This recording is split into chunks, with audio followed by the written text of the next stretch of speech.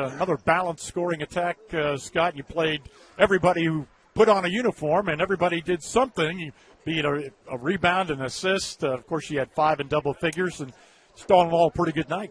Well, and everybody came out healthy, and again, our thoughts and prayers. Bash has his surgery on his wrist Friday. Next Friday will be Zach Jennings. On the 21st of December is Drew Comer. And we're waiting any minute for Nick Thielen's next decision. Thoughts and prayers with those guys. Tomorrow is our last day of regular classes. Thursday's a study day. You start final exams on Friday. But tonight's 2 goals, in their 2 losses coming in, Wabash, in their 2 losses, we're shooting 36.7. Our goal was under, and we held them to 35.8. From the 3, they were shooting 29.6 in their losses, and we held them to 25.9. Those were measurable goals, achieved them both, and then the score takes care of itself. But, nobody played more than 24 minutes, and that was Ben. And some of that's just from a conditioning standpoint because he's missed some. LT had his best night, no doubt about it, getting, he went and got 9 rebounds. I don't know what he had at halftime. How many did he have at halftime, Mark? But it seemed like the second half he got them all.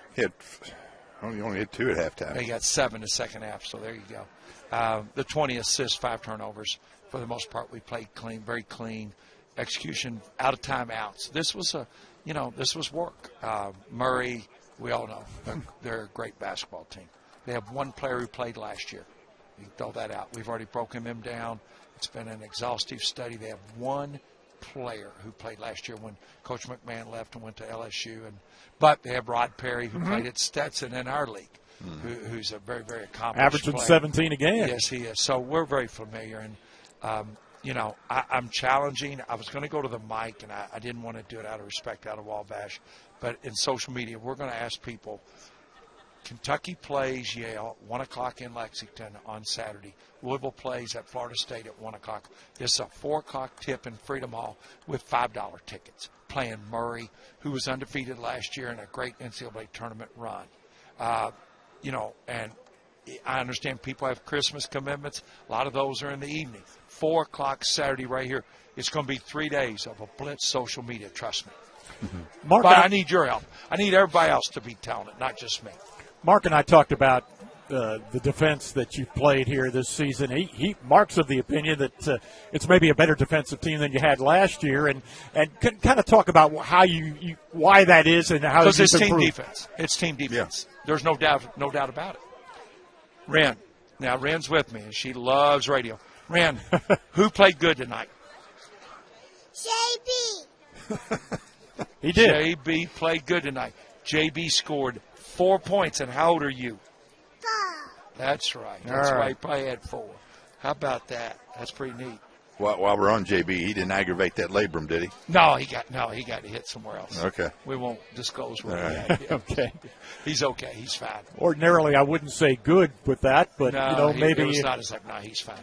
That's he's good. He's out here. Back to the defense. Ball pressure, I guess, has been we had 28 deflections at halftime, and we had 13 at the under 12. We already had 13 then. And that's all. There was a big roar in our huddle, and that's what it was about. It was all about the deflection total. That was them roaring, so that's a good thing. You mentioned LT and the type of game that he had tonight.